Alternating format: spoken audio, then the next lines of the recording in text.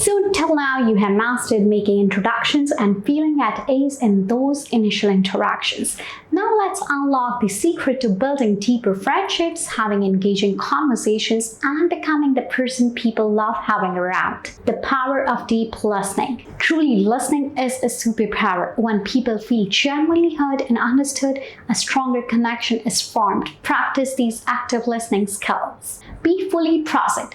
Put away your phone, minimize distractions, and give the other person your focused attention. Reflect back, summarizing what you're hearing them say. This actually builds trust. Open-ended questions. You can say that, tell me more about that. How did that make you feel?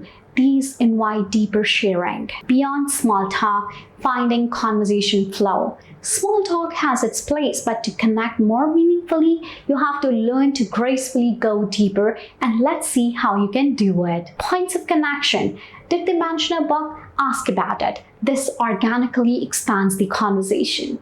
Shared experiences. If they mention a passion or hobby, you might say, I have always been curious about that. Could you tell me a bit more? Vulnerability. Sharing something a little personal builds a stronger bond, but oversharing too soon can backfire, so use your judgment. Mastering the art of compliment. Make it specific. Instead of you look nice, try saying that color looks amazing on you, or I love your necklace.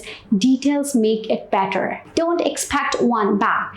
Give compliments freely without attachment. A need for reciprocation feels manipulative. Disagreement does not equal to disconnection. Being socially confident does not mean being a people pleaser. So here is how to respectfully disagree to people. At first, you have to acknowledge, I see your point about shows you have listened to them. And saying instead of but, you may say that from my perspective, it feels more collaborative. Open to change. You have to be genuinely open to having your mind changed by new information. Just don't get defensive.